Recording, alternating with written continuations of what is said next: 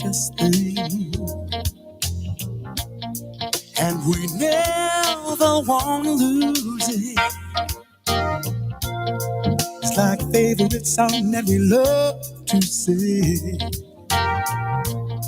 Every time we hear the music, and we're in this love together.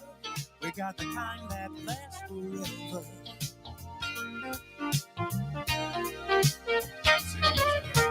We're in this love together. Good morning, everyone. This is Karen Dotson from the All of Us Research Program at the Medical College of Wisconsin. And we are so glad to have you at the table this morning with us. I'm here with my right-hand person, Dr. Kevin Izzard. Dr. Kevin Izzard, good morning. I'm the Robin to her Batman. I'm the Robin, you the Batman. Oh, like berries on the vine, we get sweeter all the time. I know, right? It is so good to have you with me this morning. Urban Vibes is the show that we represent every other week. And today at the table, we're going to have some discussion briefly about HIV in the Milwaukee community. But then we're going to really dive into weight loss, challenges with healthy eating, and what are some of the medications that our doctor might recommend for us with this weight loss, or does he recommend those medications? So we're going to have some really good discussion this morning. And Dr. Izzard, this past Sunday was World AIDS Day, and I used to always be involved with a lot of AIDS service organizations, and I was executive director of one in Madison. And so that has always been true to my heart as far as people challenged with HIV. And so I wanted to just briefly talk about what does that look like in Milwaukee? AIDS is interesting because, AIDS back in the late 80s and 90s was a huge issue. And not that it isn't a huge issue anymore, but it's kind of gotten surpassed by, COVID. It's another pandemic. You got now Mpox, monkeypox. And so there's other things out there. I remember when Magic Johnson had HIV, and I was thinking, oh man, he's gonna be dead soon. Right. And all these years later, he's still going. So the treatments for HIV have just completely changed the game. They really have. Yeah. Yes. And so there's medications out there that people can take to prevent themselves from getting it. There's medications that you can take that will prolong your life. So it's no longer the death sentence that it used to be. Although people still need to be, aware of, risky sexual behavior, can still be deadly. And so it's I don't see much of I haven't had a new AIDS case in a number of years, so that's a good thing, especially considering Milwaukee has one of the highest rates of chlamydia infections in the country. Chlamydia being a sexually transmitted infection, so and those kind of go hand in hand. So it's good that it's not the scourge it used to be, but people still need to be aware that HIV is still out there, and there's still, despite all the advances in treatment, there still is no cure for it. And that's one of the things that when I was looking at this, Dr. Izzard, there are approximately over 3,000 people in the Milwaukee County area that are challenged with HIV. Or I should say now, the way that the CDC describes it is that people living with HIV. Mm-hmm. So, we come a long way. So people are living with HIV. And so that is something that when I was checking out, I was a little concerned with some of the zip codes in our area. There are like 8 top zip codes in the Milwaukee County area that have a higher amount of AIDS cases. And it's right around our area here. And I'm just going to mention those zip codes because I think it's kind of nice to know, like, or it's good to know, I should say, not nice, but good to know. Like 53204 in 2022, there were 31 new cases, and 53209, there were 30. 53215, 25 new cases, 53216, 22 cases, 53218, 22 cases, and 53212, 21 cases, 53208, 19 cases, and 53210, 19 cases. And so that is the highest amount within the Milwaukee County area, and that's really around our area. So we need to be mindful. And, we talk about unprotected sex, but we also should realize that individuals that are drug users that use dirty needles are also affected with that. People getting tattoos that don't have sterilized needles could be a problem as well. We don't see a lot of that, but there is some still. Yeah. So we need to be mindful. Yeah, yeah, and especially in healthcare workers too. People that come in contact with a lot of blood. We still always try to practice what they call universal precautions in healthcare. So people wear gloves and they don't touch blood, and things try to avoid needle sticks and those kind of things. It's always a continual concern. With people who are contacting blood and body fluids. And years ago, people would think that people suffering with HIV maybe had cancer or something like that because it was so unknown at the time. But now we really know. And one thing that I love about what's going on now is that research has really provided excellent, excellent care and medications to help with the viral loads. I always thought that Magic Johnson, when you mentioned him, I was like, he had enough money to be able to get the best of the best health care. Mm-hmm. But now people that don't have the resources or dollars, I should say, like him, are also getting that health care that helps with the viral loads and keeping those things under control. Really allows for people to live longer.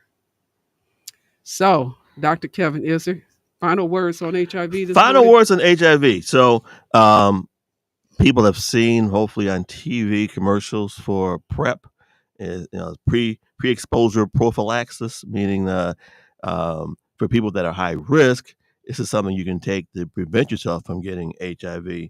And so, people really need to be taking advantage of that. If you're at high risk, that means, in particular, we're talking about men who have sex with men.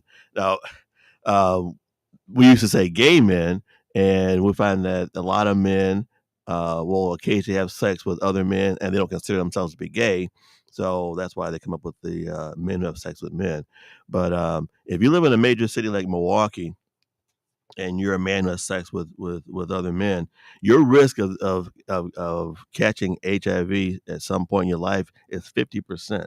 That's like a towing cost. That's a towing cost. Yeah, it Coin is. toss. I It can't say the is. word. Yeah, Yeah, yeah. and that's scary. And The there's no, and probability is very high. it is very high. And so, you should really see your healthcare provider about getting on, one of these PrEP medications to prevent yourself from getting HIV. And that's why people who have, like, I'm assuming Magic Johnson's wife doesn't have, never got it from him. And it's probably because of medications like these PrEP medications that actually prevent you from getting it. And they're highly effective. Yeah. So we just want to make people to be mindful around the holiday time when we're out there having fun and New Year's and all those different holidays are coming up. Just be mindful and just stay safe. Mm-hmm. And so, on that note, I'm going to change the subject a little bit because this is something that Dr. Izzy, you brought to my attention, saying that this is around the time of year where we celebrate a lot with food. And afterwards, everybody's worried about their weight. You're going to see these commercials, go and work out and do all these different things and join these clubs. Peloton. And Yeah. so, that is one of the challenges because, and I keep saying that the food around the holiday times is so good. But we also know that later on we might have to pay for it a little bit. So we're going to talk about some things that really we should consider about our health. And I was looking at also, Dr. Izzard, the All of Us Research Program, they're doing this precision nutrition program in some of this different, a few of the states, I should say. And the research is really kind of looking at how do we prescribe nutritional advice to people like we do, and we're looking at precision medicine. And so that's the research that they're looking at. And I thought that was very interesting because, just because we all eat the same thing, our body doesn't do the same thing with Oh, it. definitely not. And it's also even things like body image. You look at someone like Serena Williams and and Great Venus. body. Yeah, yeah. I mean, I they love her got body. yeah, right. And and white people look at them and say, well, that's. I remember someone commented that Michelle Obama was fat. No, she's not fat. What? Yeah, I admire her arms. yeah, yeah, right. And so black women have a different body build than white women, and so even how we define what is the ideal weight, what's obese. Right now the general standard is we use the body mass index, so it's a calculation based on your height and your weight, and if your body mass index is over 25, well, between 25 and 30 is considered to be overweight, and if it's over 30, it's considered to be obese. So we kind of use that as a standard, but we know that people that have higher muscle masses. So someone, if you took like Chris Hemsworth, I'm sure his BMI says that he's obese, but obviously he's not. He's all muscle, and muscle weighs more than fat. So there are limits to the BMI chart. But yeah, this idea about what's an ideal weight for someone to weigh, has cultural impacts on it. Yeah. And so as we dive into this morning, we're going to have some special guests a little further down the road here to talk about healthy eating. But, Dr. Izzard, I'm looking at all these different stars now, and I was telling you about this earlier. I'm like, what are they doing? Because they've been challenged, Like Yeah, I'm looking at Tamala Mann, and she finally is getting the weight off of her. Finally got the weight yeah, off of her. yeah, All these different stars because this medication that they're taking. So talk to us a little bit more about this. yeah. In fact, I heard on the news this morning that Eli Lilly, which is a big Yes. drug manufacturer, is in talks of in building a manufacturing plant in Kenosha, multi-billion-dollar plant that they're going to make, manufacturing plant, which will be a huge boon for Wisconsin, and in particular for the southeastern Wisconsin Racine area. But they're the manufacturers of Manjaro, which is the identical or similar medication to Ozempic, which everybody's heard about. So these medications have been around for a while, and they were both they're what they call GLP-1s. It stands for glucagon like peptide.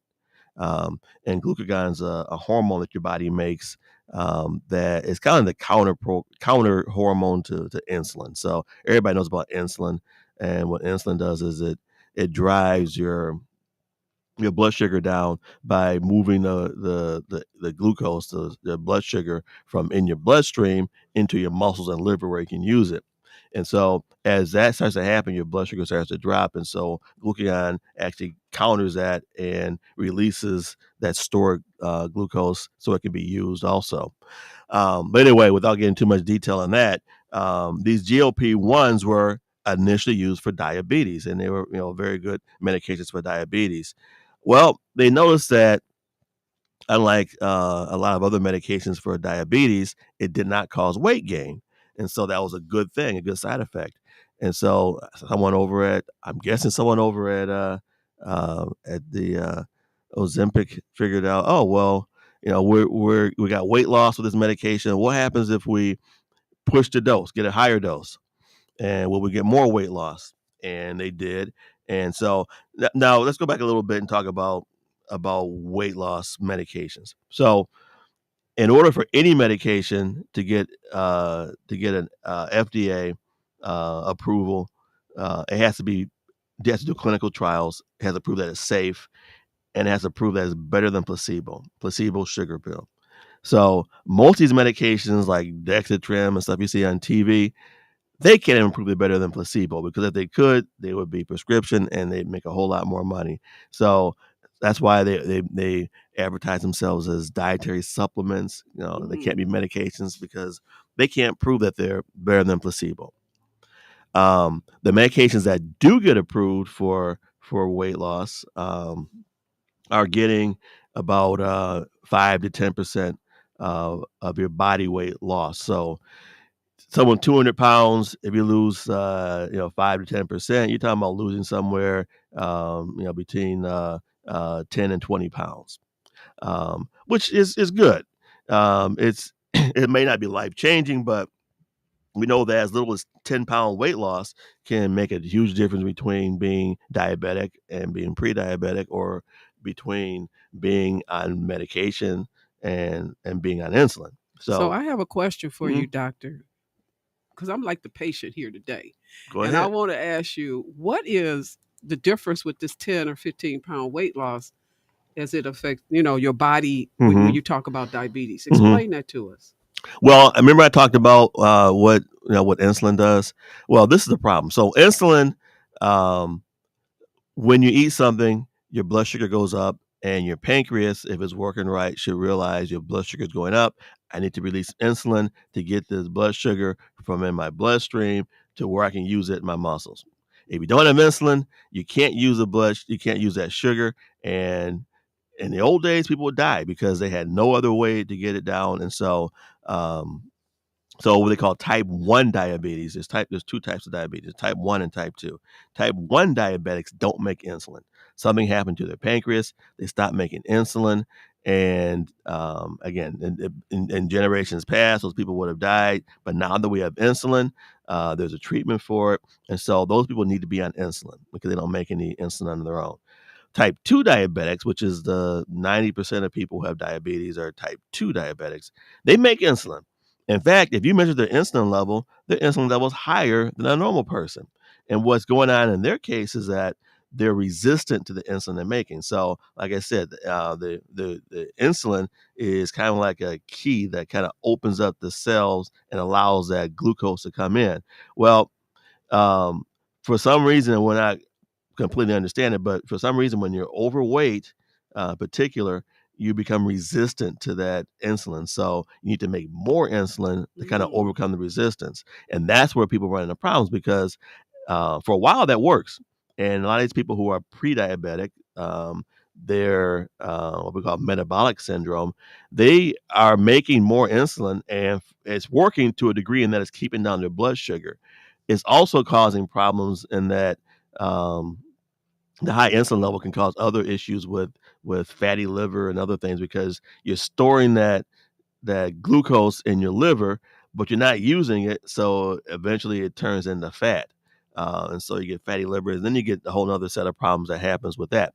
But uh, the main point being that type 2 diabetics are making insulin, but they have insulin resistance and they have to overcome it. And so you have to make more insulin.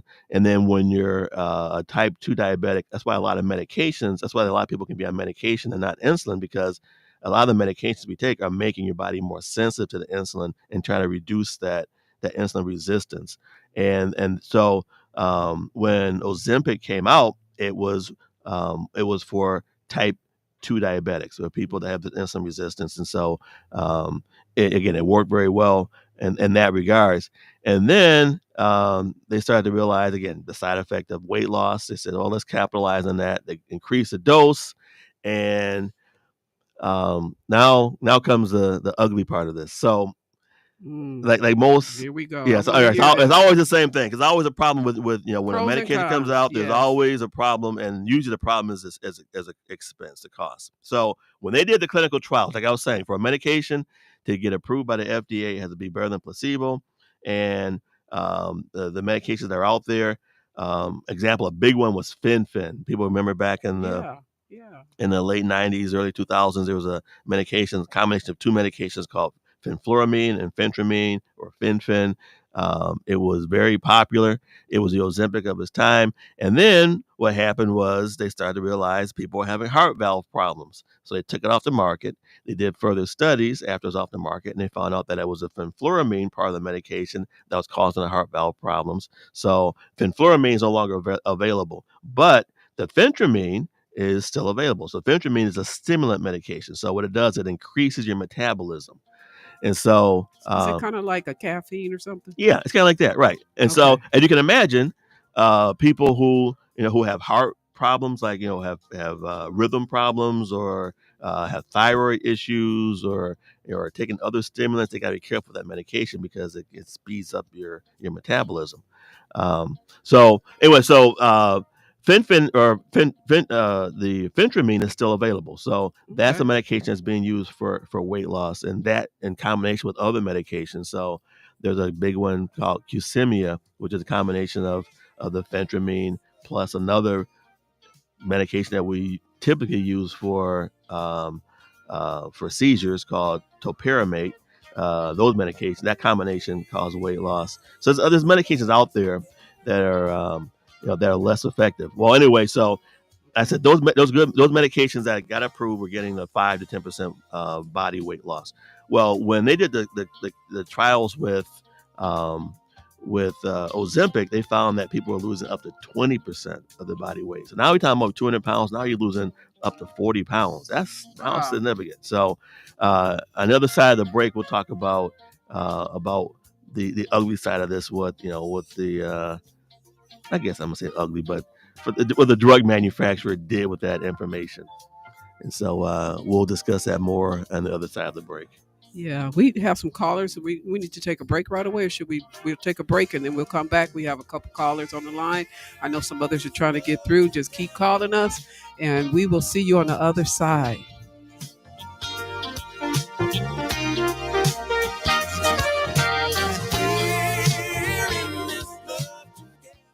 Looking for a career path with a great salary plus healthcare and retirement benefits?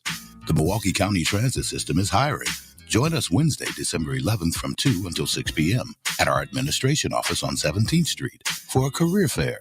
Attend the fair to learn more about our open positions for bus operators, safety officers, mechanics, fuelers, and detailers. Staff will be on hand to answer questions about the positions and assist in filling out applications. Take your career to the next level at MCTS. Visit ridemcts.com/careers. Oh, and his name is wonderful. Adrian Dunn's Wonderful, a soulful celebration, comes to the Bradley Symphony Center for one night only on December 7th. Get your tickets now to experience lots of your favorite seasonal music the gospel way. Emmy Award-nominated composer and conductor Adrian Dunn leads the Adrian Dunn Singers and the Rise Orchestra in a festive mix of soulful arrangements that are sure to fill you with hope and peace.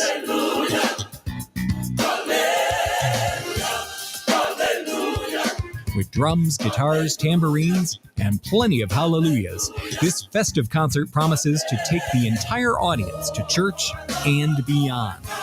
Adrian Dunn's Wonderful, a soulful celebration, runs December 7th only.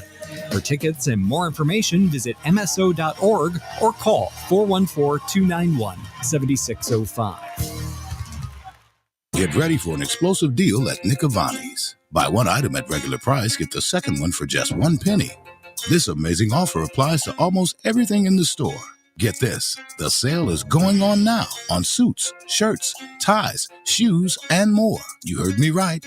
Buy a suit, a shirt, a tie, or a pair of shoes, and the second one is just 1 penny.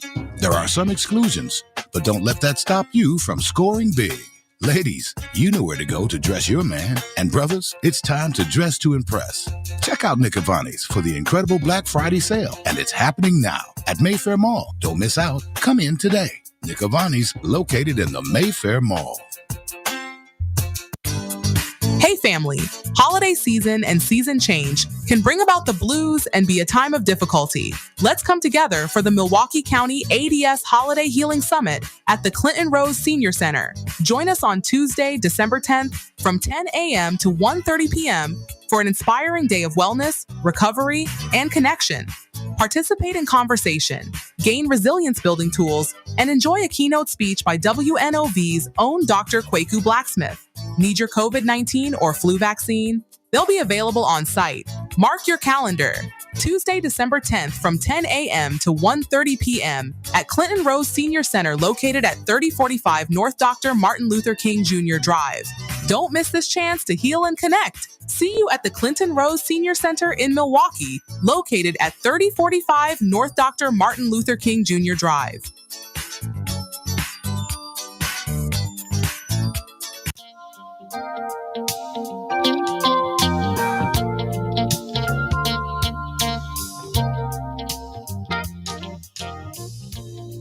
It's like a diamond ring, it's a precious thing. And we never want to lose it. It's like a favorite song that we love to sing. Every time we hear the music, and we're in this love together. We got the kind that lasts forever. I want to welcome everybody back. This is Karen Dotson from the All of Us Research Program at the Medical College of Wisconsin, along with Dr. Kevin Izzard, who is a family practice physician.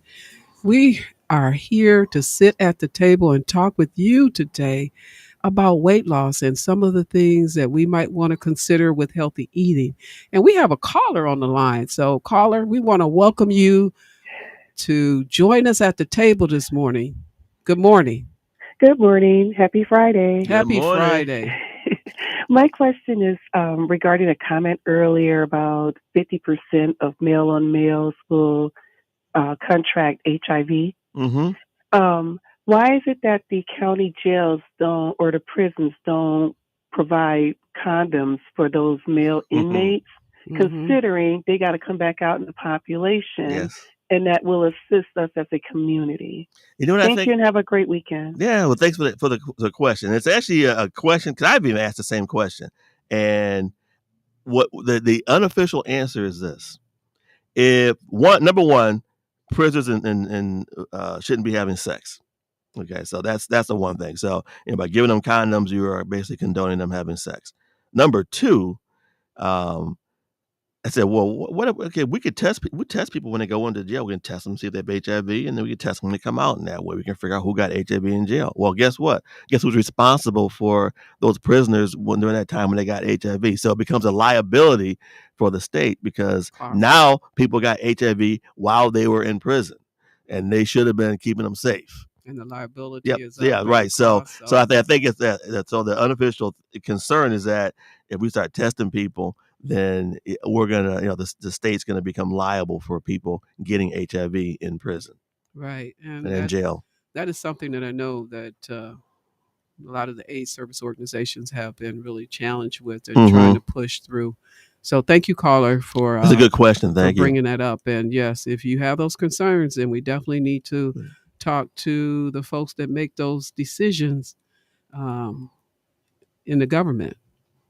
All right, we have a second caller on the line. Good morning, caller, and welcome to sitting at the table with us this morning. Good morning, and so glad to be joining you. Good morning, Doctors Karen Dotson and Dr. Kevin Izzard. Good to be in your presence again. Good morning to all, and good morning, Mr. Rideout, Mr. Carvey, Milwaukee, Tyrone W. speaking, and a blessed Good morning, Mr. Tyrone. Yes, sir. Yes, sir. Hey, I hope you had a good Thanksgiving. Oh, it was very, very enjoyable. Thank you very much, and you and your family as well. I hope everybody enjoyed. Yes, sir. Very enjoyable. Thank you. And I hope likewise with the upcoming Christmas and best wishes for the New Year as well. Kwanzaa and everything else in between. Yes, sir. Yes, sir. Yes. I'm enjoying the show this morning. I kind of touched with this on Kwako's show a few weeks back, but I love all these women that I'm going to mention, but about the weight loss, and I'm talking about Oprah and Jennifer Hudson and Jill Scott and Lizzo and all of our big-boned women that we love because they're very beautiful women. I love all of them. But I mean, when you start doing this stuff here, I mean, and I'm going to say it's almost like putting a bowling ball on a toothpick, because I mean the skin has been stretched, but but I love it. It sounds comical, but I mean, a little comedy there. But I mean, I love them. They're very beautiful women, all of them. But I mean, the skin has been stretched, and it doesn't seem like the skin has anywhere to go because you're trying to compound this big head on a little small body, Mm-hmm. and we're big boned people from our makeup, Native American and African mix. I'm a Black Cherokee myself, Mm-hmm. but it just seems like there's got to be a balancing point where you've got this big head and you're trying to put this bowling ball on a little toothpick of a body. It doesn't match up. I mean, I love Jennifer Hudson, but you've always had a big head. What are you doing? Let your body be itself on the head that God has given you, and don't try to be other than don't take yourself out of your original origin. Mm-hmm. Is what I'm saying. Yeah. So it's they're beautiful, but it's like and sometimes that skin doesn't have, they talk about sometimes they've got the turkey neck or the extra skin and stuff. Mm-hmm. There, not so much that they may have that, but they've got this big head where you've always had this big head, and now you're trying to put this big bowling ball head on the top of a toothpick. It just Right. it doesn't look right. You're still beautiful, but it doesn't look right. So In I'll other leave it there. words- But thank you very much, and have a Yeah. great weekend. Thank you for your and we'll comments, talk soon. Tyrell. Thank you. Thank you. Hey, and that and that goes back to that one of those earlier comments I made about who defines what is healthy, who defines what is beautiful. Right. And it's an interesting conversation that we need to have, and again that's when the research comes back in, because the things that we define as dangerous as far as weight, how much does that apply to people who are quote big bone, and there was a young lady at my church, was a star basketball player, at her school. If someone looked at her, they would say, "Oh, she's fat," but she's able to run up and down the court for and play basketball for an hour and a half, straight. So is that healthy? Is that not healthy? Because her BMI is over 30, over 25. So yeah, we do need to have more research into what actually what are the effects of having excess weight, or weight higher than the BMI chart, and the BMI chart, how does that even apply? Should we even be using Especially that as a to standard? us. Is it Right. more for? I mean, I guess that's why precision medicine is Mhm. so important, because we want to know what really works well for us. What works well for others might be different, Mhm. with different populations, and so I think that's always a concern. Like, are we balancing, or are we basing this on white women or Mhm. African American women, Mhm. Latino women? Because I mean, we all, when you look at us, we're somewhat different. Yeah. I tell you, a lot of issues all come into play when you start talking about things like eating. You know, different cultures have different diets, and so Hispanic culture has a lot more beans and tortillas and corn based things. Uh, African cultures have more rice, and plantains and yams and that kind of stuff. And so, how did that when you go to a dietitian, and when our speaker comes in later, we can maybe ask that question. How do you address those dietary changes? You talk to someone about, well, eat eggplant. Eggplant's, got few calories and it's good for you. We don't eat eggplant. We don't know how to Right. make I'm eggplant. like, I don't, I don't even like the way it looks. I But know, I right? mean, You look at it and say, okay, what do I do with this? So, so new way of eating. Yes. right. So, yeah. But anyway, got to go back to before the break. I promised you I'd talk to you about the dirty side of what happens with Ozempic. So, Yes. Ozempic. So, Dr. Izzard, I just want to bring people up to speed that Mhm. just joined us, that we're talking about weight loss. We're talking about weight loss medications, and we're talking about some of the challenges that that we can face using some of those medications, and what we're going to also talk about what we might want to consider doing. Mhm. So I'm going to turn Okay. it back over to Yeah. you now. Yeah. So I was saying that Ozempic was originally for diabetes. They found that incidentally that it was causing weight loss, so they decided to push the dose. And as they pushed the dose, they found that it caused more side effects, but they were getting up to 20% body weight loss. So significant amount of body weight loss. Now anytime a company makes a drug, they have to apply for through the FDA to get approval for it. And they get a patent basically on it. So no one can make that medication for about a 10-year period. Okay. Either by the time they get into the clinical trials and everything, it's about 7 years that no one else can make it. And they try to make all the money that they can make during that period, because once if it goes generic, then competition comes out, the cost goes down, and they stop making money. So, so now one of the strategies for these companies is that, they only got a certain period of time they can make it. If they can find a different use for it, well, now they can apply for another license. And so what they did with Ozempic was they said, oh, okay, so we have this medication that was approved for diabetes. We're gonna now we're gonna apply for approval for weight loss, and just to be sure, we're gonna change the name. So instead of it being Ozempic, which was approved for weight loss, we're gonna call it Wegovy. Okay. It's the same medication. It's still semaglutide, which is the generic medication. It's just a different dose. But now they can apply it and they can get a patent for it for another 10 years. It's kind of what happened So when that keeps the prices up. Yep, it keeps the prices up. And so the biggest obstacle for people now to getting Ozempic is the cost. It's around $1,200 a month. Wow. And so is that a shot? Is it medication? it's a shot. It's a once a week shot. It's once a week shot, and it works well, and it's a perfect medication for the pharmaceutical industry, and that the manufacturer, and that one, it works. Two, is really, really popular. So you talk about all these people that, once these influencers start using it and people start seeing Oprah lose weight, people start seeing Jennifer Hudson lose weight, and they said, how can I get that?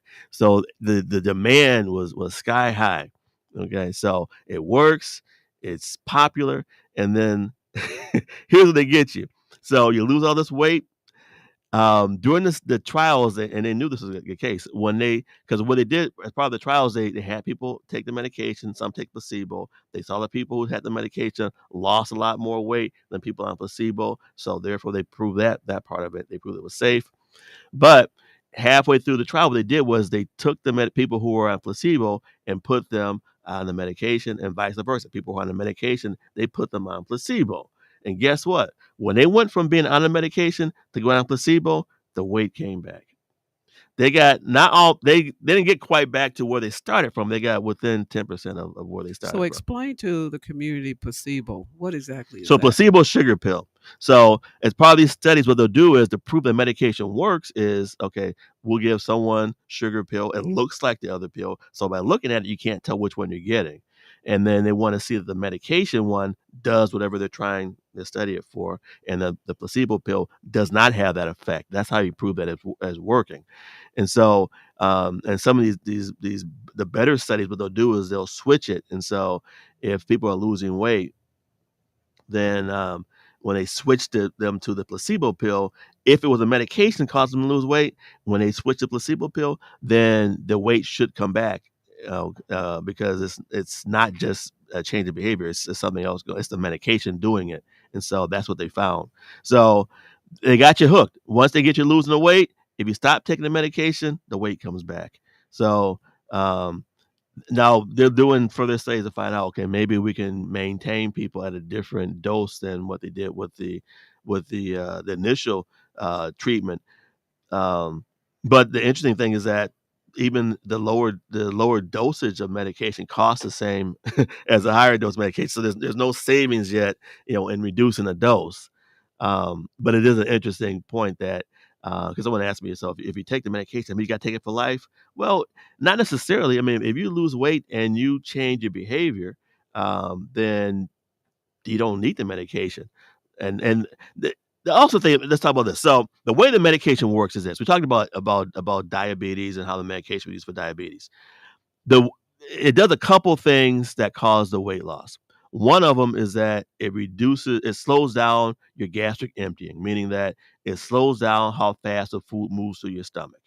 So what does that do then? If it slows it down, you would think that would be kind of more poisonous to your system, possibly? Well, what it does is this. So you eat something, and normally you eat something, it passes through you. Like we talk about Chinese food as being an example. It's very simple carbohydrates. Your body breaks it down. So you eat something, a big Chinese meal, and then 2 hours later you're hungry again because your body just emptied it through. Well, this keeps the medication in your stomach longer, so your stomach is no longer empty. So it's full. It's still got food in there. So you're not hungry for that reason. That's also the major side effect of it because it slows down your gastric emptying. Some people can it makes them sick. They get nauseated. They vomit. They feel like they want to throw up because this food is sitting in their stomach. It's not passing through. So that's the major side effect is GI side effects. In fact, so bad that some people can't even tolerate it. So that's the one thing it does. The other thing it does, and this is the more fascinating thing to me, is that something about this medication, this GLP-1 glucagon, that tells your brain that you're satisfied. We call it satiety. So it increases satiety somehow by working on your brain. And in fact, as they look at these medications, they're looking at maybe that can be advantageous for other things like smoking cessation, where you're telling your brain it's satisfied. But yeah, when people come back to me with on Ozempic and say it's working, they say, well, it's I'm just not interested in food anymore. Especially a lot of people who are overweight, they might really, especially and they're trying to lose weight, they become focused on food. And people come back and say, I'm not focused on food anymore. I'm not obsessed with it. And so one guy came back, the best way he described it, he said, I'm food agnostic now. I just don't care about it. And so that's the way. So the way it causes weight loss has nothing to do with your metabolism. Like we talked about the phentermine, it doesn't work that way. It works purely by having you consume fewer calories because you're not as hungry, and that's the way it works. So soon after Ozempic, became Wegovy, and they started, making money. There's another medication, another diabetes medication, very similar, a GLP-1 also, tirzepatide, or known as um, um, Manjaro. So they said, oh, well, we're a GLP-1 too. So what if we increase the dose of ours and we do the same thing? So they basically did the same thing. They found that they were getting like over 20%, so up to 25%. Wow. So they were even better with the weight loss. And so and they took the similar strategy of applying the FDA. They got approved back about a year ago. It was like November of last year. They got approved for weight loss. They changed the name for the weight loss version to Zepbound. That's the one we were talking about earlier that that they're going to Eli Lilly, they're going to be manufacturing in Kenosha. But yeah, and so unlike a lot of other industries where competition comes out and they make it cheaper to try to steal the business, well, in the pharmaceutical industry, for some reason they always make the price very close to the other one. So yeah, it's still $1,000 a month for the for the Zepbound. So my question to you, Dr. Izzard, what do you recommend? Like if I was your patient and I'm like, Dr. Izzard, I really would like to try some of these medications. I've been frustrated with my weight gain. What do you tell your patients? Yeah, a heavy sigh is this. This is one of those things. I hate to have this discussion. So I hope y'all are happy out there in a listening audience, because I hate having this conversation because there is no. I feel confident that if someone comes to me with high blood pressure, that I can find a medication to get their blood pressure down as long as they're taking it. I'm confident someone's got diabetes, we can get their blood sugar down. Weight loss is a whole. It's not just the food you're eating and the calories you're consuming. It's metabolism. It's behavior. The hardest thing you can do is get someone to change their behavior, especially when you're talking about eating, because it's so ingrained in us. It's from the time you start eating when you're a baby. We our food has so many other social implications. We have get-togethers. There's always food involved. You watch you have people over watching the football game. You're gonna have food involved. Holidays, there's all about food. So it's hard to and desserts. Yeah, so it's and the kinds of food you eat. The food is love for a lot of people, so your mother makes food, but it's an act of love. It's a love language. So it's so hard to change people's way of eating. You can smoke cigarettes and you can quit smoking and never smoke again, and it's not going to affect you. You can't stop eating. Right. That's the challenge. You It's know, always you got to eat you to got to live. eat, right? So it's a very tough conversation. So usually I start off talking about, there's an article from 2017 from Time Magazine called "The Weight Loss Trap." I usually start talking about that. So in this article, they talk about the author of the article talked about the Biggest Loser contest. Remember the TV show Biggest Loser? Yes. And people were losing incredible amounts of weight. In fact, it made no sense because you can't lose 20 pounds in a week, metabolically, because we know that a pound of fat has about 3,500 calories, 3,500 calories. So you got to burn that number of calories to lose 1 pound. Okay, you can't burn enough calories to lose 20 pounds in a week. So what's going on? And that's the interesting thing. So when we talk about these massive weight losses, how can you can't lose 10 pounds in a week or 20 pounds in a week? It's metabolically, it makes no sense, but yet we were seeing it happen. And so she asked a question: what happened to these people after they were on the show? Did they keep the weight off? Did it change their life? What happened? Well, what she found was that she looked at 15 people that were on the show. Of the 15 people, one kept the weight off, but the majority, 2 of them were actually bigger than they were before they went on the show, and then the others gained an average of 2/3 of the weight back.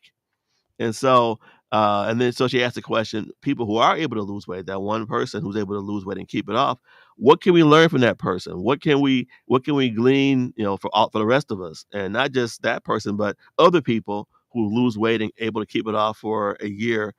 What are they doing? What can we learn from that? And spoiler alert, what she found was that people who kept weight off for a year or more were doing all different things. Some people were doing Weight Watchers or Jenny Craig or Nutrisystem.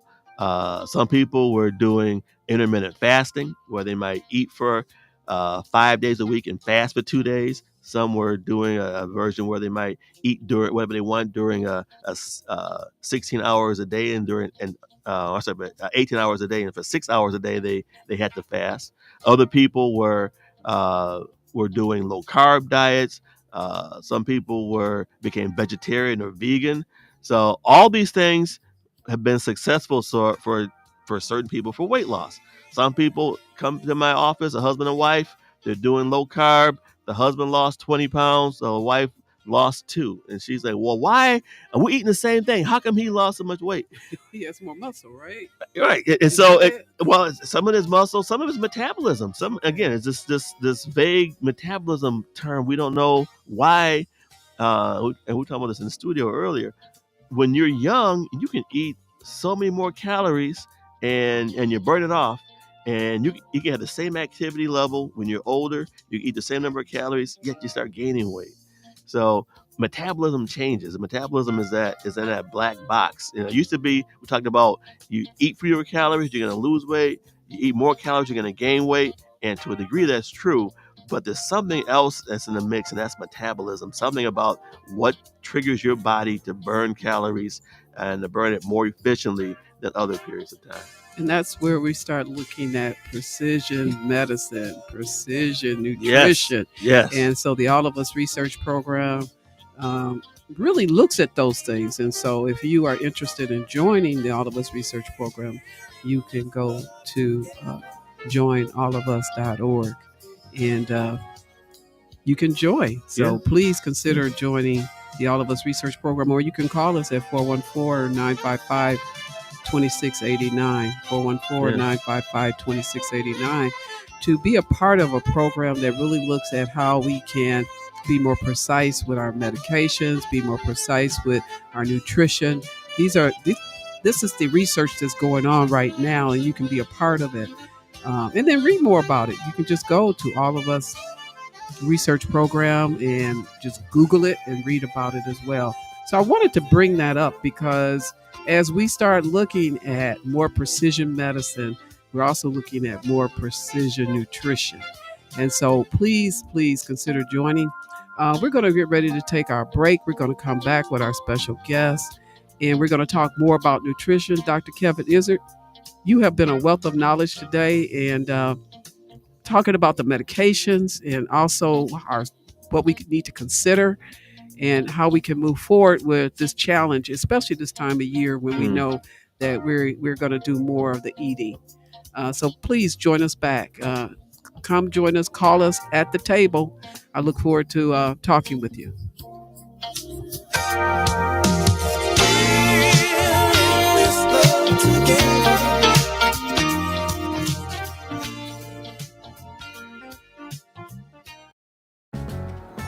The holidays, and holiday trips, and holiday toys, and holiday bonding.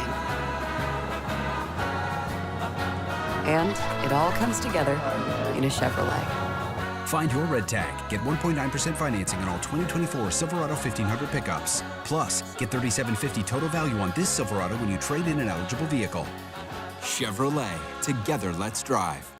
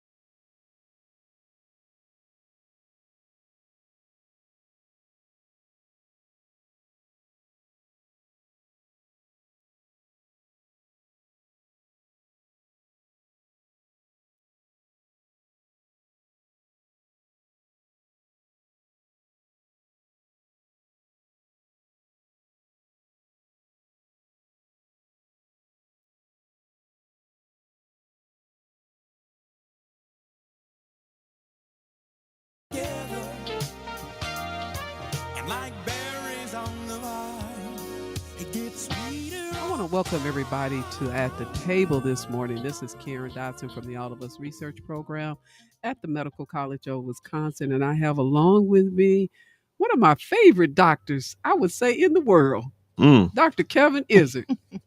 Well, thank you. Thank you. It's good to be at the table. Yeah, at the table. If you're not at the table, guess what? You're on the menu. And we're going to talk about some good menus today, right? Because we talk about good eating. Ooh. Yeah. Healthy eating. Yeah. Okay. Yeah. Okay. But, one thing when we start looking at nutrition, and I'm bringing Deb Nevels on, and she is actually the program director, manager, I should say, for the community outreach and engagement at the Medical College of Wisconsin. And she really works a lot with the community as it relates to how to be more proactive and also preventative related to cancer. Mhm. And welcome. Thank you. It's a pleasure to be here. I was listening on my way in and got scared. Well,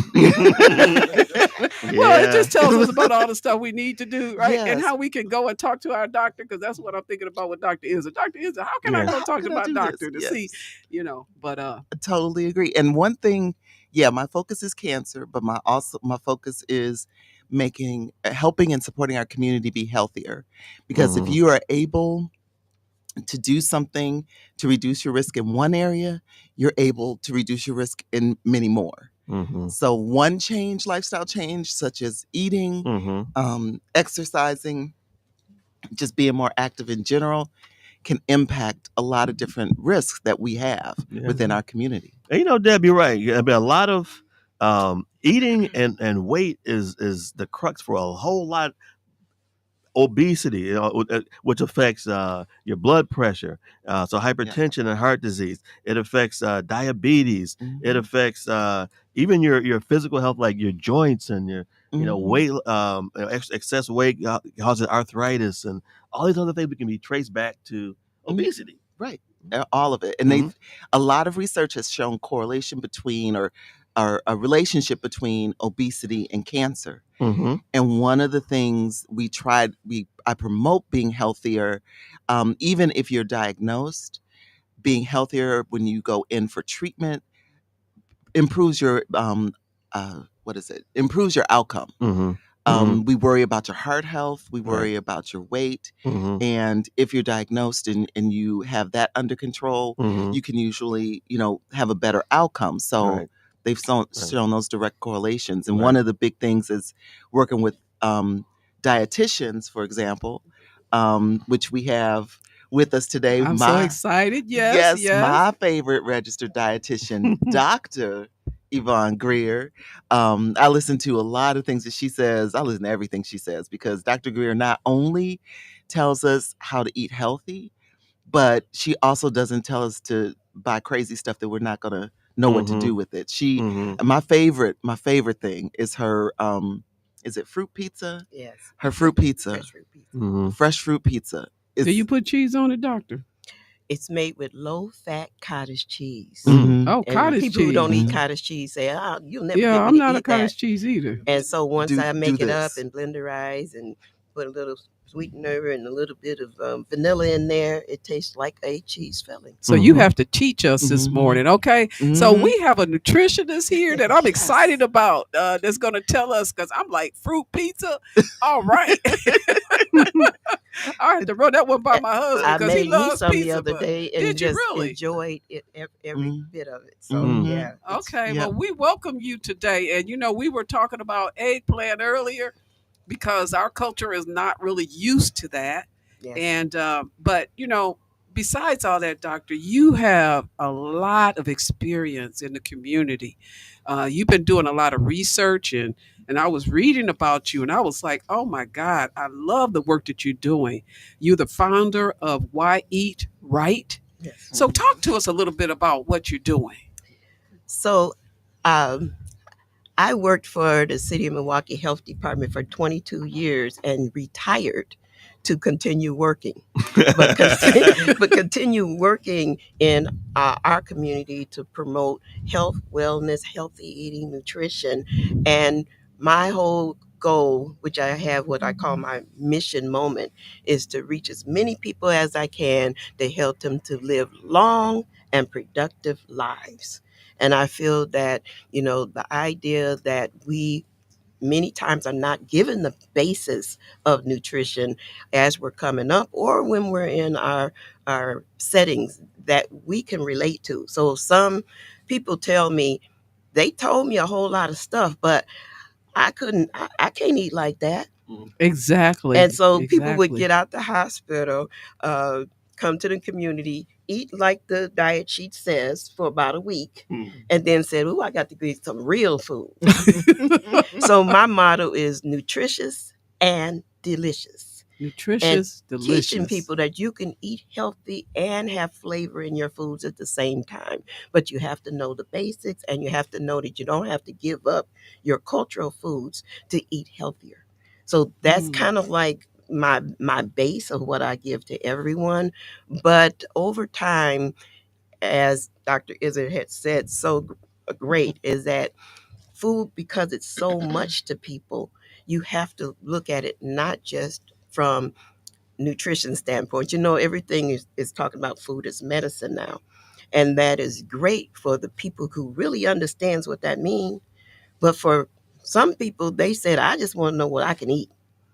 And so breaking it down, getting them to understand that healthy eating is for a lifetime. Fad diets is only for a minute. You're right. And community, as we're sitting at the table today, I want you to join us as well. Please feel free to call in if you have questions, comments. We have the professionals here today to be able to answer some of your questions and to also some of your concerns. So you can call at 414-444-5253 or 414-444-5250. And we welcome you to sit at the table with us as we discuss more about nutrition, more about weight loss, more about medications that really can help us become healthier. And so I have with us two very important people, really three, because I have Deb Nevels with me, I have Dr. Kevin Izzard, and I also have Dr. Gear with me as we talk about nutrition today. And, a lot of times I know when I was looking at talking about food and nutrition and how we can be more proactive, especially when we're talking about people with certain illnesses. And so, Dr. Gear, can you kind of give us an idea of some of the things you help people with? Well, I want to say, because I am a public health nutritionist, I look at prevention and I look at how to help people control. When it comes to the clinical dietetic work, I have people that I can refer people to. So I want to make sure that's clear, because I do many workshops and programs about nutrition, help people to set up a plan of healthy eating, really get them to understand the importance of having healthy makeovers. And what does that mean to have a healthy makeover? What are those ingredients? What are those foods that you need to get in? So this idea that you need to don't eat this and don't eat that, you won't hear that at me. You're going to So, hear in other what words, you I can have should my eat. peach cobbler and my sweet potato pies this holiday season. Definitely for control, how much Portion you're going to control, eat, right? portion Everything in control, moderation. and then also then you have some alternatives as well, like the healthier fruit items that you could be eating. Because some people don't even have fruit at their Thanksgiving table. They don't have raw vegetables and just salad plates, and those are I think things you're that talking to me. you should.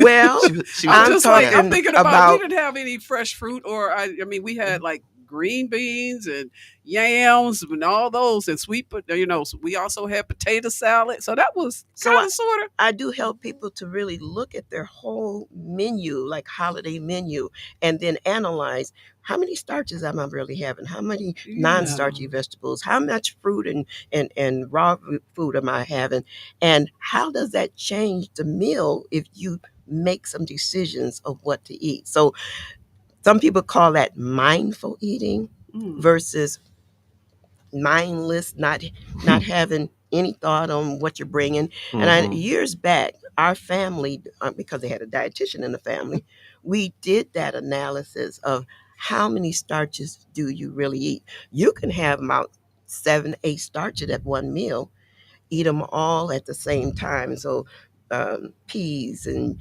potato salad and mashed potatoes and sweet potatoes and corn and dressing and dressing and mac and cheese. You just start adding on And Lord have mercy. all at one meal, and you. I used to say, why do people hurt after the Thanksgiving meal. When you sit there and you hold your stomach, Right. you So might hurt. full. But when you Yeah. eat regular, you're not hurting like that. Right. Because you have an abundance of starches that's sitting there, and it takes a time for all that. Plus, you got more fat.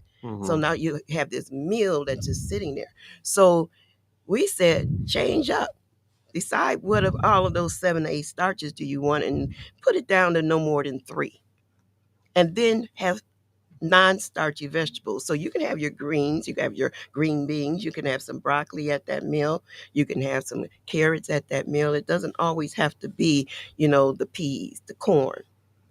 You don't have to have rice and mashed potatoes and potato salad and mac and cheese. You can say, which one of them do I want? That was so good. But see, that's what I'm saying, is that after a while, what I teach people is to self-analyze and know yourself first. Yes. And know what might be there. It's not saying you can never have them, but you don't have to eat them all the time. And you can now start putting that mindfulness in the choices that you choose to eat, knowing how it affects your body. And then you can have a Thanksgiving meal. You can feel good. You don't have to feel like you're going to go lay down. Maybe you can go for a walk. Maybe you can do some other things, have fun with the family. You can take some stuff home for another day. You don't have to eat the biggest plate in the world. These are all things that we teach. And sometimes, like you say, some people say, well, it's holiday, I'm going to do whatever I want.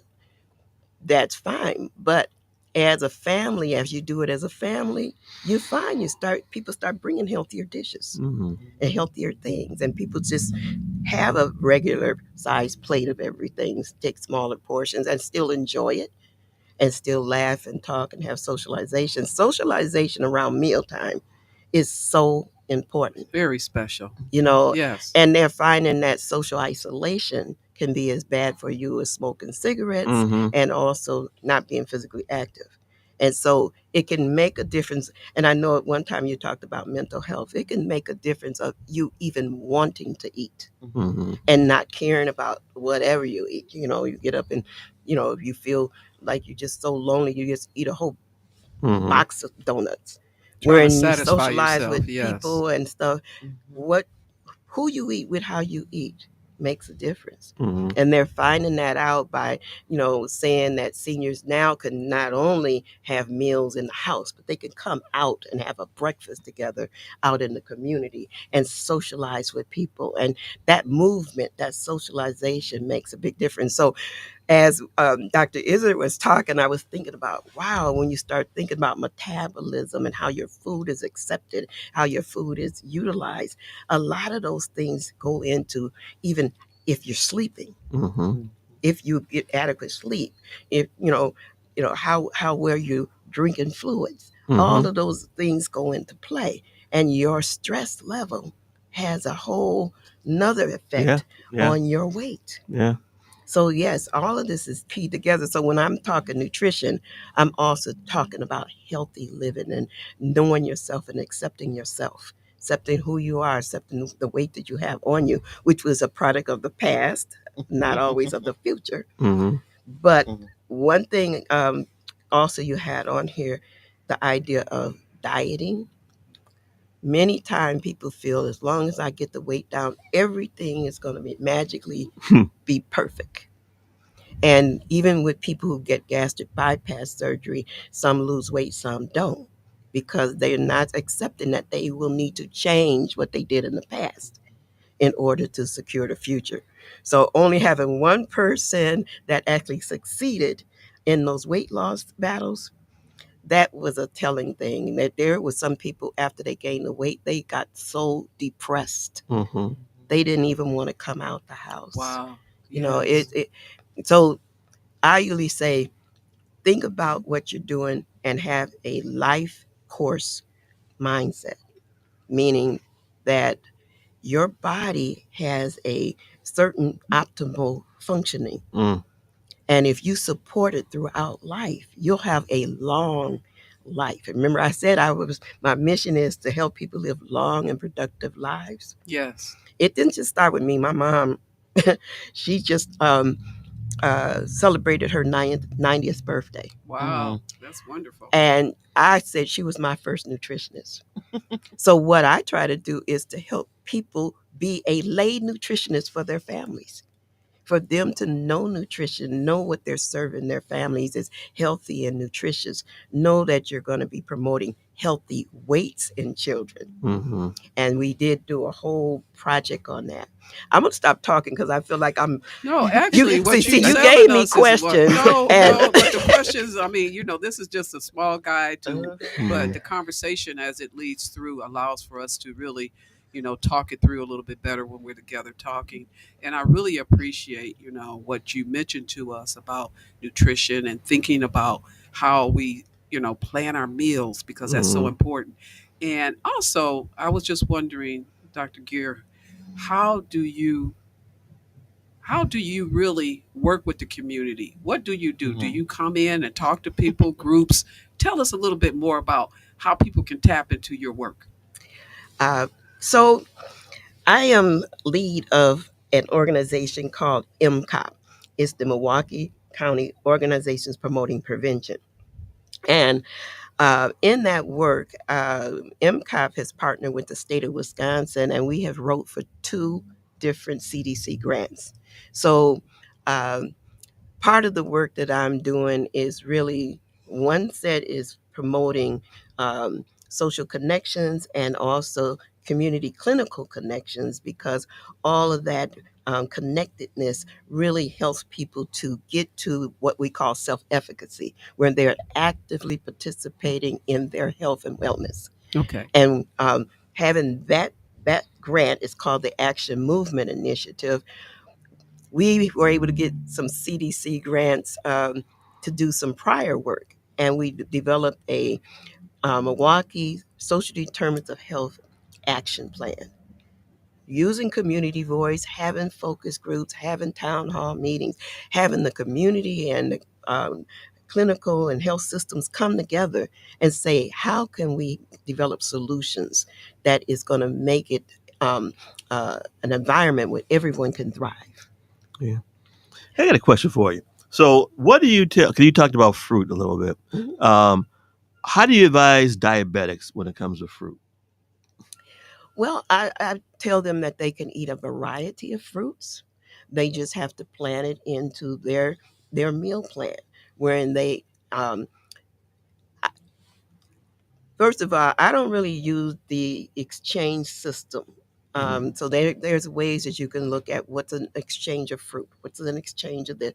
I might use it to teach people about how big that fruit serving should be. Mm-hmm. Like knowing that about a half a cup of grapes is about, 60 to 70 calories, not that much protein, So I might do some teaching like that so they know what's in different groups because we assume everybody knows what food is in what food group and what it gives you. Like, I've heard some people say, well, what group is tuna in? Now, I would say everybody knows that's a protein, but other people don't know it's a protein. Yeah. So teaching people what combinations of foods really should you have to support your body for muscle needs, for energy needs, for, vitamins, minerals, gut health, all of those things. But then I look at how do you make a combination meal that gives you adequate calories for your body needs without being excessive? Mm-hmm. And so I let them judge themselves by how well their hemoglobin A1Cs come out. Yeah. Yeah. So that they know that they can eat a healthy meal. So everybody who has diabetes, heart disease, any type of condition, the goal is for you to be eating a healthy meal that supports your body. Mm-hmm. And so diabetes is no different. So I really look at portion size and combination. And one other thing for diabetes is the timing of meals and snacks. I'm glad you said that because there was an interesting study that came out that they took people and they gave them a number of calories, okay? And they gave them actually the same food. Yeah. In one group, they had them eat the protein first and the carbohydrates after. And the other group, they had them just mix it up. And guess what? They found that the group that had the protein first had lower spike in their blood sugars when they had the carbohydrates after the protein. Mm-hmm. And because it has to do with how your body is breaking that down, because the protein in your stomach is going to slow down the absorption of the carbohydrates. You know. Well, and then the other part is also that they're saying that you should have your lettuce salads Mm-hmm. and vegetables first, Mm-hmm. because now you're getting more fiber in your stomach, and you also are going to not eat as much because now you have some bulk in your system as well. Mm-hmm. But yeah, they've got a lot of studies that is really looking at, like you said, the sequencing of how you eat your food. Mm-hmm. I think it's good research. Yeah. You know, that's kind of like what they're doing now with the precision nutrition. Mm-hmm. You know, in the All of Us research program, I was reading more about it, and I know some people that have been involved in the study, and it really is looking at how we actually metabolize those different types of food. I know we have a caller on the line. I want to welcome you, caller, to sitting at the table with us this morning. Good morning. Good morning. I have a question. It's a little away from what you're discussing, but it's relevant around my family on Thanksgiving. Is there any such thing as when you eat a lot of food, the food that's not nutrition, and you take a laxative, that help to alleviate or do anything for you? Oh, so you're saying that we eat a lot, then we take a laxative to herb and get it out. Well, Comment yes. on that, Dr. Izzard. Well, you know what? You probably lose some weight, but you know what it's going to be from? It's going to be from water. Because once that food goes in you, it's going to pass through. And so your body is designed to break that food down and to absorb it as it moves through your intestine. So it's going to take, somewhere 8 hours, for it to pass through you. Now you can take a diuretic or even a stool, take something for your stools to make you go to the bathroom faster. But it's just gonna take the fluid out. So any weight loss you're gonna see from that is just gonna be fluid, and it'll come back once you drink something again. Hopefully you will drink something again. But yeah, that's not an effective way to lose weight. So that's like a myth because you hear it so much when families get together on Thanksgiving and Christmas. Yeah. Okay. Thank you very much. Yeah, and it can be hard on your digestive systems and mess up your digestional flora. You can have problems for several days after that. So, no, we wouldn't recommend that. I hope they're listening. Thank you. Okay. Well, and one of the dangerous relations of that is people. Have you heard of purging? So there are people who have this disorder where it can become a disorder where they eat and then they purge. That's they stick a finger down their throat and they throw it up. Bulimia. It's called bulimia. And that can be a huge problem too, because your body's not designed for food to go backward. It's designed to go one way, and not only that, you're losing a lot of enzymes and nutrients when you're vomiting food up, and it affects your just your body image. There's a whole lot of issues that associated with with bulimia. People that have this distorted body image, and they can't enjoy eating because they're afraid about the weight loss part of it or the weight gain part of it. Yeah, and then too, when you do something like that, the acids in your stomach is a lot different. Oh yeah. It burns your esophagus. It ruins your teeth. Yeah. So I think that from just listening today, one thing that if I want everybody to get out of this conversation is what Dr. Gear was saying, that we need to make sure we have vegetables and fruit at our table, fresh vegetables, fresh fruit at our table when we're having that celebration. Yeah. You know what? Another thing, and maybe Dr. Greer can talk about address this too, because a lot of times we talk about vegetables, and some of us we talk about vegetables are talking about greens and leafy greens. Other people are talking about potatoes. That's a starch. Right. And people think potatoes is, I had a vegetable, I had potatoes. Right. Yeah. So there is what they call starchy vegetables and non-starchy vegetables. And starchy vegetables have as much carbohydrate and calories as a slice of bread. So in nutrition world, we don't even count them as vegetable. We count them as bread. So when we start looking at that, white potatoes, sweet potatoes, peas, and corn are all considered starchy vegetables. Parsnips can be put into that category if you eat parsnips. But those starchy vegetables carry a lot of calories. And so, again, we usually say when you have those, you really don't need to have a lot of bread. Yet, when, in our culture, what do many people have? Fries and a sandwich with 2 slices of bread. So now you have lots of starch, lots of calories. The difference with a non-starchy vegetable, you can have the same amount instead of having anywhere from the 75 to 100 calories. You only are getting 25. Yes, you might add a little something that makes it 50, but it's not nearly up there. So as long as you don't over add fat to your vegetables, even if you add some, it's still going to be much lower. You can eat double the amount and still not get that high calorie. And it'll have, many times those non-starchy have fiber, so you'll get full before you overeat in those non-starchy vegetables. So we're talking about even your greens, if you watch what you put in them, your green beans, your broccoli, your asparagus is in that category. Carrots is a teeny bit higher than the leafy ones, but the something like celery and cucumbers have probably 5 to 10 calories, very low in calories. And so you put those things, tomatoes, you put all of those things together, you have a great salad and still not have the high calories that you have from having a portion of corn and peas and potato.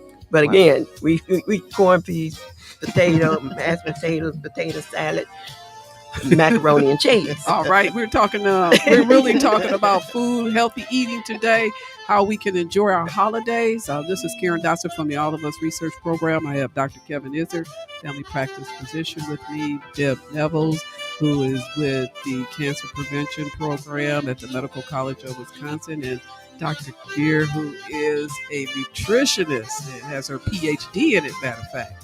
So she is definitely the person that we want to talk to today. I welcome you to call in. We're going to take a quick break, but you can call in and have conversation with the experts today on this subject. 414-444-5253. 414-444-5250. We'll see you back on the other side, and I hope you come and continue to join us at the table this morning. Let's love together.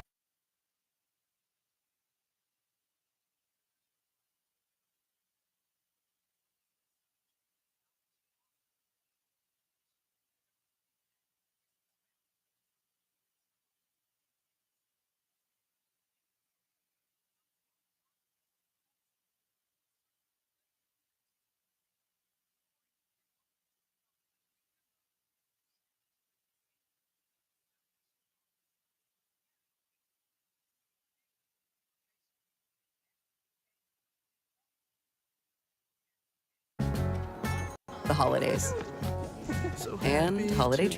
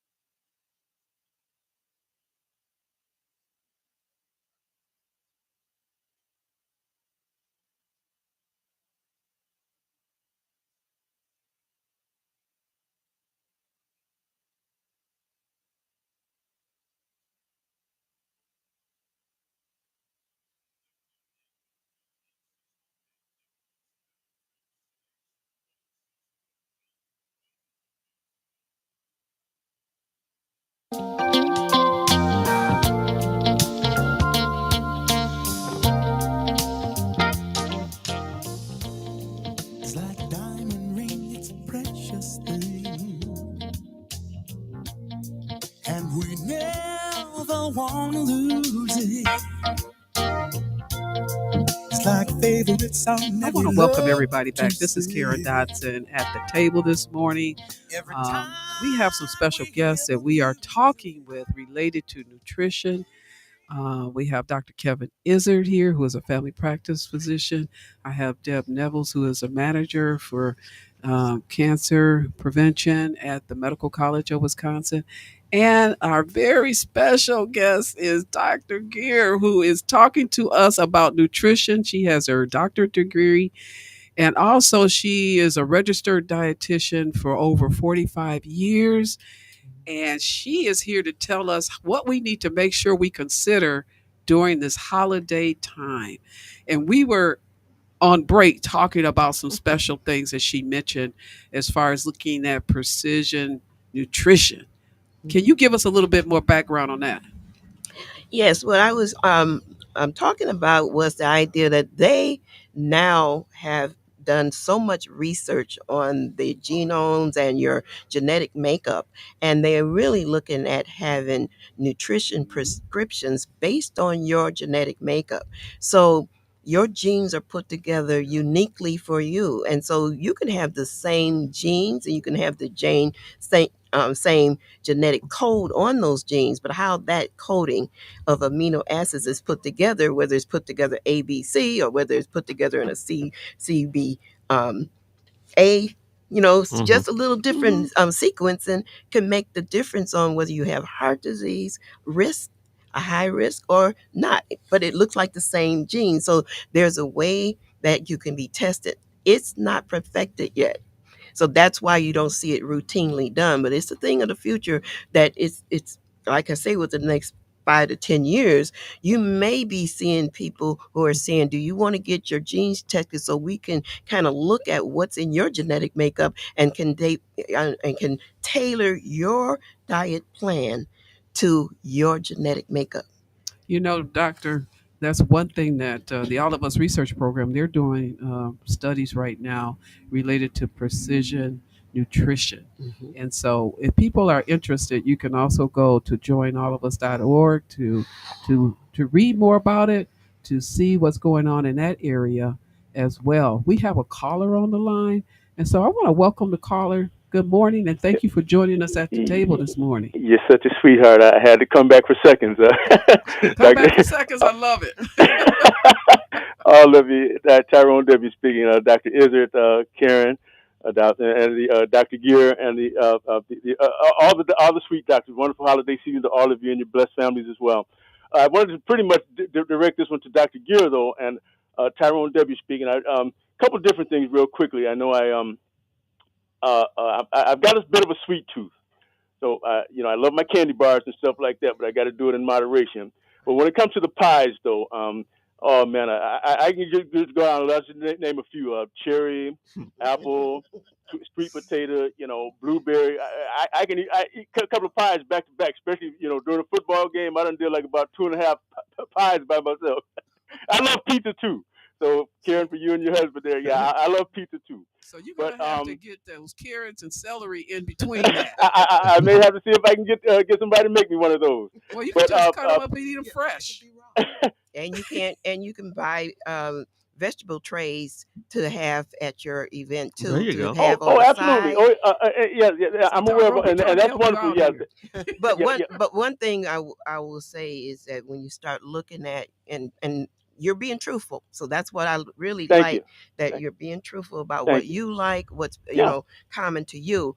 Is one thing that's been coming up a lot that people don't talk about is non-alcoholic fatty liver disease. Right. It's called and it's really from an over excessive amount of calories being consumed, and people are they're what Dr. Izzard has talked about, the idea that your metabolism of sugar calories have to go through your liver.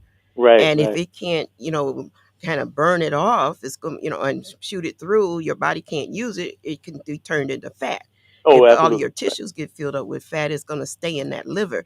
And you can have liver disease like you've been alcoholic, get liver disease.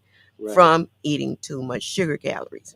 Too much You sweet. can also Yeah. get a heart disease Mhm. and blockages in your arteries from eating too many sugar calories. So Mm. I always say I'm not to tell people that they can never eat anything. I'm trying to tell you how to eat to live. Right. And Right. so what we're saying is so that you can fill up on some things that's healthier for you and then have a little bit less desire to have the whole pie. I agree. I thank you. And I just want to say very quickly, and I'll listen to you over the air. Then I love the dressing. I don't do Bisquick or what's the other one?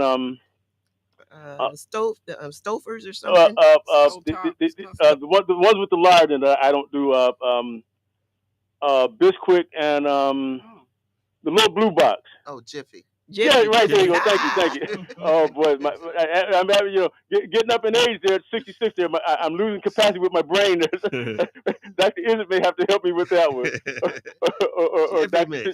Tamika L. Johnson there. But yeah, my memory. I'm losing my memory here. But I love my cornbread made from scratch.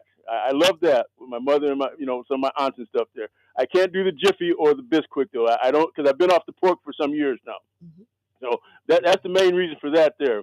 But yeah, so with that, then just look at your portion sizes that you're having, and again, if you're having it with beans and rice and then cornbread, that's 3.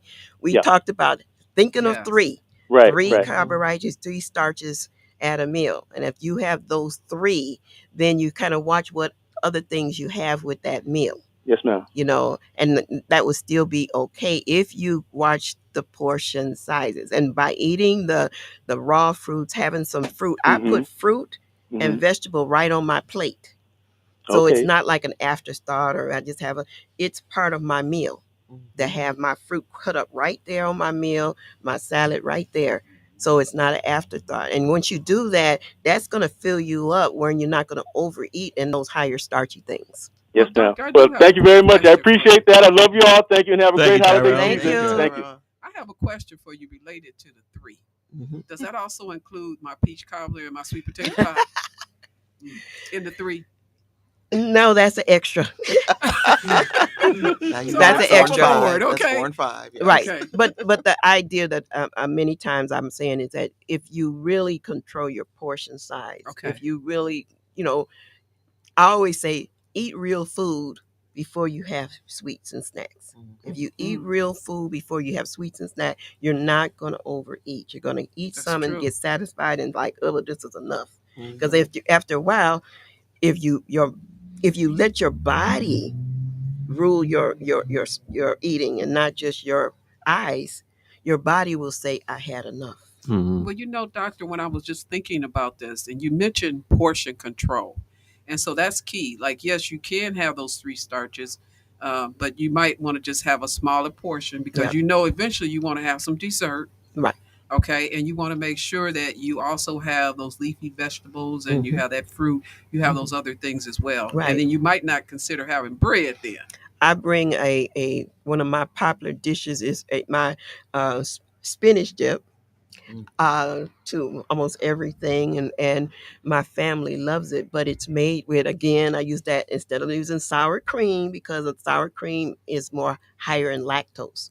So there's some people that's lactose intolerant, especially in our community, that it causes problems. So blenderize it up, put that as a base instead of sour cream, and then make a spinach dip with that. You have a healthy spinach item that you're eating as a snack. So you're blending cottage cheese. I'm blending the cottage cheese as the base of it. Oh, so you use the cottage cheese a lot. The blenderized. Okay. So that it's smooth. Some people, they see them lumps and then, oh no, I can't eat that. It goes in the blender, it gets blended, and it's smooth as velvet. So now it looks like a sour cream. It looks like a cream cheese. And then you can make different things with it. So you would do your spinach dip with that along with spinach and anything else you put in there? I put spinach in there. I put some fresh green onions in there. And then I still use a seasoning packet, although I'm going to try to make it my own version. Okay. But what I usually do is get a vegetable seasoning packet, but I only try to put the vegetables in there more. So if I triple the recipe, I don't put just dump the stuff in there. I only put enough in there for it to have flavor. So that's another thing. Anytime you get in a processed item, you don't have as much control over what goes into your food. So yes, I'm advocate of cooking more from scratch, but I don't do scratch all the time. But I do look at, okay, what am I doing? You buy these gravy mix, you buy these seasoning packets, and you just dump them in. You don't even think about if it What's in tastes there? salty, if it's enough or whatever. I mean, Right. I think about the taco seasoning. Sometimes you way too much seasoning, but we take a packet and we just and I start saying, well, you don't have to dump that whole packet. Start looking at and thinking about what you're doing.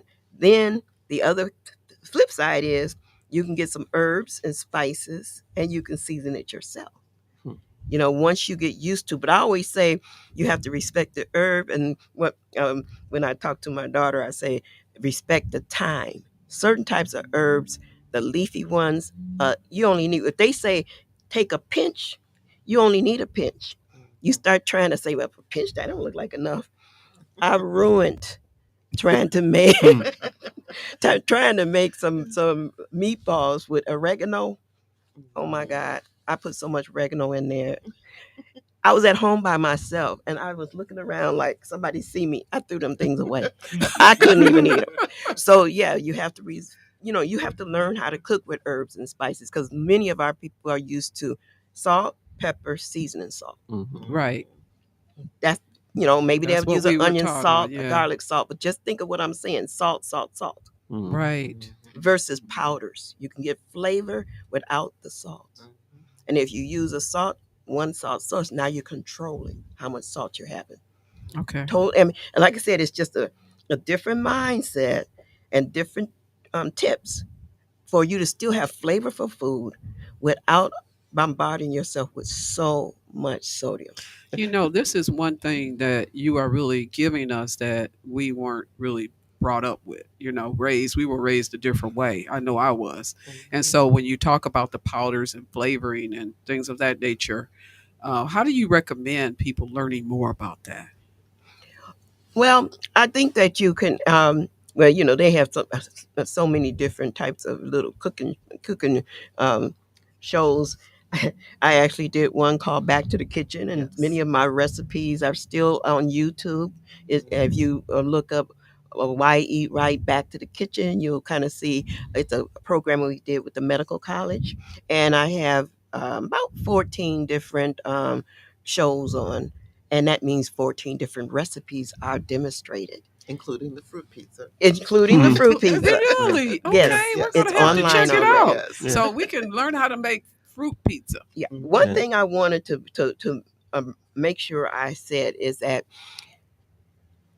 there's much research out there that says at any age you can change your longevity by changing just what you eat and your practices.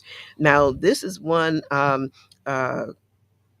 the diabetes clinical control trials and diabetes prevention program. They did years of research on healthy eating and lifestyle changes, and to people of different ages and people even over 60, and they found that you changing your eating habits can be just as good as a medication in lowering your risk. So in this study, they showed that there was a 76% reduced risk of eye damage, 50% reduced risk of kidney damage, 80% reduced risk of nerve damage, delayed onset of small vein complications, slow progression of any pre-existing condition, and 58% reduction in development of type 2 diabetes in persons at risk for diabetes through lifestyle modification alone. Wow.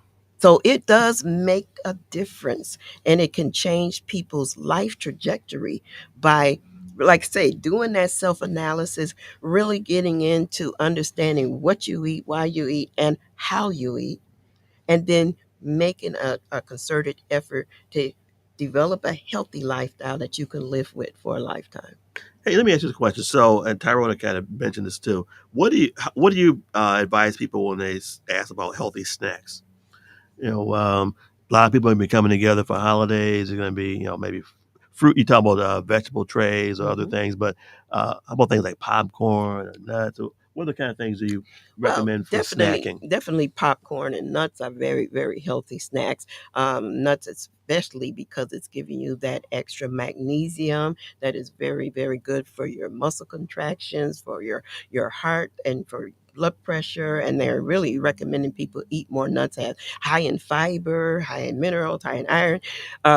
I usually say instead of having soda, have orange juice with it. You can make a trail mix.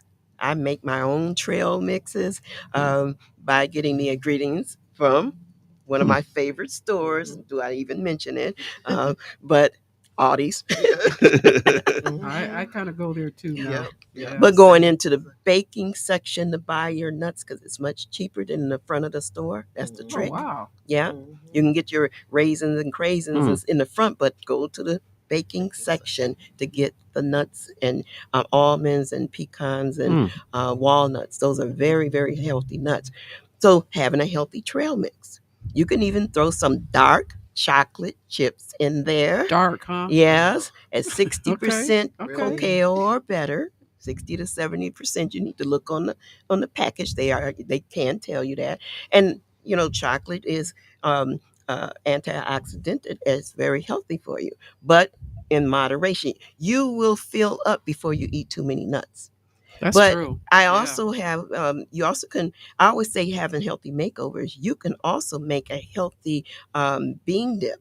So I have a nacho bean dip that I use when sometimes it's a fast, it's only 3 ingredients. What is it? It's the chili beans, and I usually use the canned chili beans, green chiles, and then some low fat cheese. And you put that in and heat it all up and get it all smooth, and then you can have some high fiber like multi-grain chips with it. So again, when I say healthy makers, I'm saying some people like to eat chips and cheese. This gives you that beans that's giving you the fiber, that's giving you the nutrients along. And so you're eating, and the only thing I do to make sure I'm getting vitamin C, throw some chopped tomatoes on top, and then also maybe have some orange juice with it.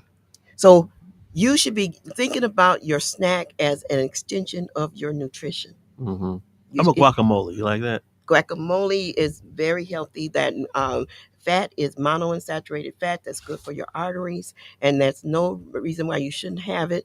It's just that even healthy food has calories.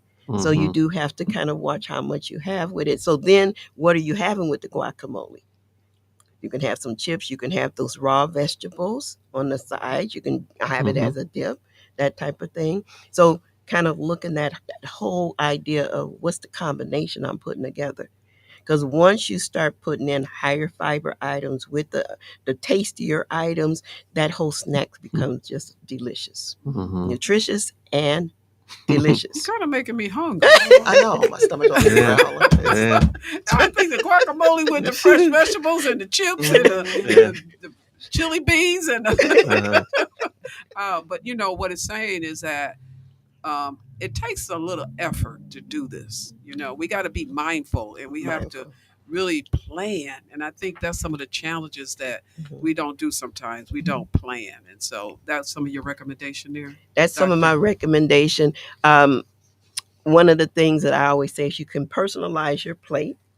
So what that means is that you can, again, be mindful and eat smart, but also traditionally and healthy from foods from our culture, that you can become savvy around how to eat, why you eat, what you eat, and also understand that food is tradition. Again, food is love. I also say sometimes we eat out of respect. So we go over to someone's house, they don't cook, we just gonna eat even though we know we're not hungry. So you have to now have strategies on how you're going to deal with those types of things. Sometimes you can say, no, I don't really want a whole plate, but I can take a little bit of orange juice, or I can take a little bit of this or that. People want to serve you. But you could also say, I'll take it home and eat it later too. Is that just kind of insulting? Well, some people might think it's insulting. Well, I take a little and just say, you know. But like I yeah. say, some people might think it's insulting if you don't eat some there That's with true. them. That's true. I So would too. those yeah. are types of things, but food is for health as well. And so, the idea that food is medicine, when the Native Americans started hearing food as medicine, they started feeling like you're taking something out of the food because it's more than medicine. So we have to really come to the grips with what is our relationship with food. Because some people's relationship is out of stress. They use food as comfort. That's and true. You have to know what is your relationship with food. I mean, if you are into a different state of mind, that's what that self-efficacy comes in, when you have the things you need, when you're comfortable, when you can now really analyze yourself and make sure you're doing all these things. That's called self-efficacy. You can be in that state or you can get to it. But if you're not there, now you have to be kind to yourself and say, what's inhibiting me from doing some of the things I know? Because I do a lot of nutrition classes, and many people already know some nutrition. It's not like they come in there, they don't know anything, but they just don't do it. So now it's like, what is inhibiting you from doing the things you say you want to do?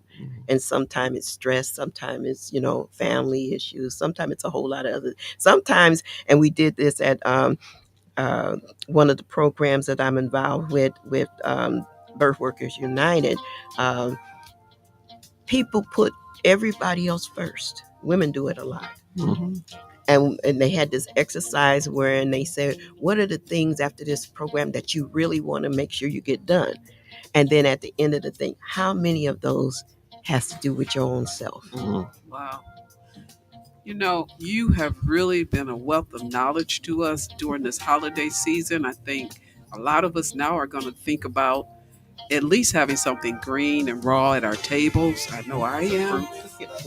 I am. I really am. And the other thing is that there might be groups out there that want to bring you in to help them with their congregations, with different programs. What can you do for those individuals that would like to reach out to you? Well, I do have a private practice. So my Why Eat Right is a private practice, and I have come into many different programs and services. I do charge for my services. I do a sliding scale for nonprofits. But we also have a couple different other things that I'm doing. One of the second grant that I'm involved with the MCOT program is the Milwaukee Heart Health Learning Collaborative. And it's another CDC grant that I'm involved in, where we're bringing the community together to really talk about health and wellness. Many people don't know that there's a small census tract, 1860, in Milwaukee that has the highest risk of hypertension and high cholesterol in the state of Wisconsin. The only one that qualified to get this funding. And that's right in the heart of our neighborhood. And it's covering the 53205, 53206, and 53212 zip codes. So I'm having what I call community conversations. So how do we bring the voice of the community into looking at what's going on with heart health? What's preventing you from going to the doctor, following through on advice, following through on those healthy practices, going to the community and getting the voice of the community. And so I have in community conversations, I have 3 that I'm still planning. I haven't gotten locations. So if someone I'm going to host a community conversation, I would be willing. I usually do a half an hour nutrition session before we go into having a group discussion on heart health. How can they reach you? How do they reach me? Yeah, we need to know how we can reach you. I know people that email me anxious. at wyeatright, YEATRIGHT, wyeatright.57@gmail.com. Okay, is there a phone number for one of the programs that you can give out? Nope, I don't have the phone number. So Just if they email. Go ahead, Deb. They could reach out to me, and I know how to reach out to Greer. That number is 414-955-2364. Can you repeat it one more time? Yes, it's 414-955-2364. 2364. And we love to collaborate with Dr. Greer, so we often pay her fees to get her out in the community.